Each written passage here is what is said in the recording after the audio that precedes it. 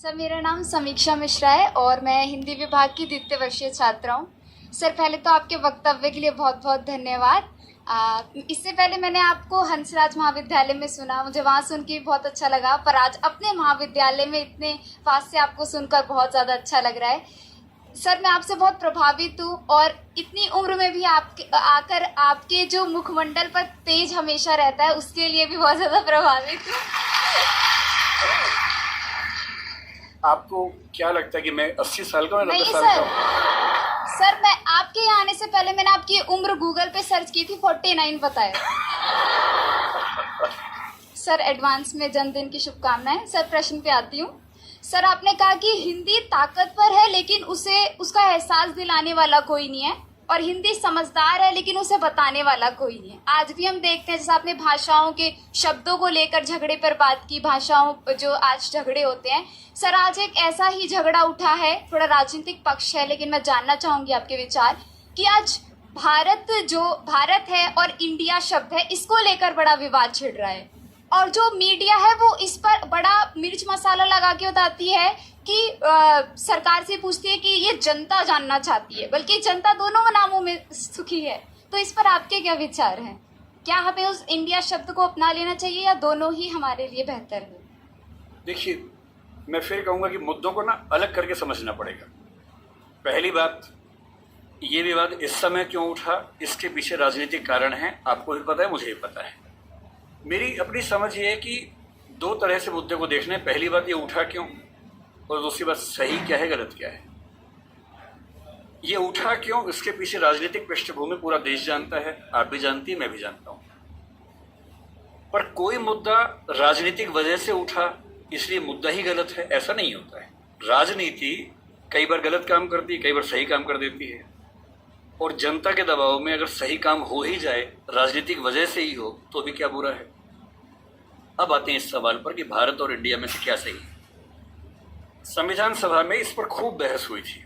यह हमारे संविधान का अनुच्छेद 1 है और उसमें लिखा हुआ है, India that is Bharat shall be A union of states. बड़ी इंटरेस्टिंग बात है कि उस समय डिबेट थी कि भारत का नाम भारत रखें या इंडिया रखें। कुछ लोगों ने आर्यव्रत भी कहा, आर्यव्रत कहा, कुछ ने हिंदुस्तान कहा, सब नाम चले। अंत में सहमति बनी कि नहीं, भारत और इंडिया ही ठीक है। नेहरू जी ने खुल के तो नहीं, पर नेहरू जी के पर्सपेक्टिव से जो बात वहां पर ज्यादा आई वो ये थी कि हमारे संविधान के बनने की प्रक्रिया में जो बहुत सारे एक्ट थे जो अंग्रेजों ने बनाए थे, जैसे इंडिया इंडिपेंडेंस एक्ट 1947 का है, 1935 का एक्ट था, उन सब में इंडिया का इस्तेमाल था। उस समय के भारत की तरफ से जो समझौते अंतर्राष्ट्रीय थे, उन सब में इंडिया नाम था। पश्चिम की दुनिया हमें इंडिया के नाम से जानती थी, अमेरिका हो, फ्रांस हो, कोई भी हो, सब इंडिया जानते थे। नेहरू जी का मिजाज जो था वो ये भी था कि हमें ग्लोबल पर्सपेक्टिव में चीजों को देखना है, पूरी दुनिया से संवाद करना है, क्योंकि उनकी रुचि अंतर्राष्ट्रीय मुद्दों में ज्यादा थी, बहुत ज्यादा थी। मेरे ख्याल से इन सब वजहों से तय हुआ कि हम अपना नाम इंडिया रखेंगे, पर इंडिया के बराबर महत्व भारत का भी रहेगा। तो लिखा गया India that is Bharat. India जो कि भारत है, राज्यों का एक संघ होगा। 4 दिन पहले की बात है, मैं हॉलैंड में एक टैक्सी में बैठा हुआ था। इंटरेस्टिंग बात सोच के देखिए, टैक्सी का ड्राइवर मोरक्को का रहने वाला था। उसको जैसे ही पता लगा मैं भारत से हूं, उसने मुझसे यही सवाल पूछा।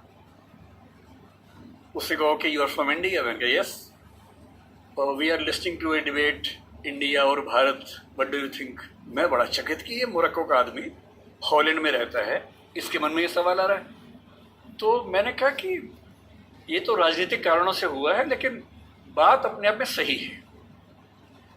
मैंने कहा जैसे बॉम्बे मुंबई हुआ, मुझे खुशी हुई, क्योंकि मुंबई की आबादी के लिए मुंबई में जो मजा है वो बॉम्बे में नहीं। बॉम्बे तो अंग्रेजों ने नाम दिया था। कोलकाता को कलकत्ता अंग्रेजों ने किया, तो बंगाल के लोगों ने कोलकाता कर दिया उसको।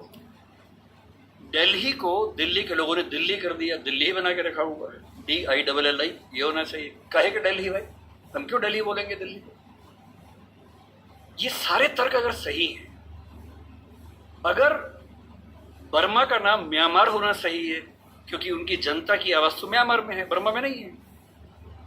श्रीलंका और सीलोन की डिबेट में वो अपने आप को सीलोन ना मानना चाहे, श्रीलंका मानना चाहें, क्योंकि उनकी भाषा श्रीलंका बोलती है। तो मेरे मन में सवाल बड़ा साफ आता है कि भारत इंडिया क्यों होना चाहिए। मैं फिर स्पष्ट कर दूं, मैं सरकार के पक्ष में नहीं बोल रहा हूं, मुझे उनसे रत्ती भर मतलब नहीं, मैं एक विचार की बात कर रहा हूं। और मैं जब संविधान पढ़ाया करता था, अनुच्छेद 1 पढ़ाते हुए मैं हमेशा बोलता था कि मुझे चुभन होती है ये पढ़ते हुए कि इंडिया दैट इज भारत।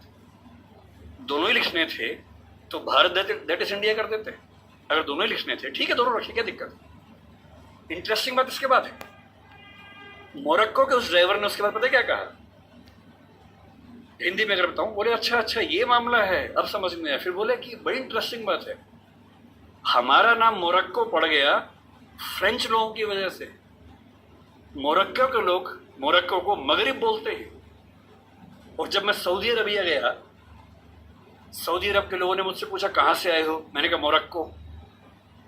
उन्होंने इस भाव से देखा कि मैं पागल हूं, बोले नहीं मगरिब से आए हो। अगर मगरिब की आबादी खुद को मगरिब कह के खुश है तो उसे फ्रेंच लोगों की वजह से मोरक्को क्यों कहा जाए। इंडिया शब्द वेस्ट ने दिया और बुरे भाव से दिया।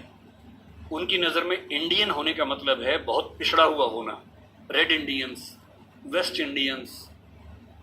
तो आज ये क्यों हुआ, मैं समझता हूं कि राजनीतिक निहितार्थ है और उस राजनीति में मेरी रुचि जरा सी भी नहीं, लेकिन ये आज हो या कभी भी हो, मैं इस पक्ष में हूं कि देश का नाम देश की भाषा में होना चाहिए और देश की भाषा भारत के पक्ष में है।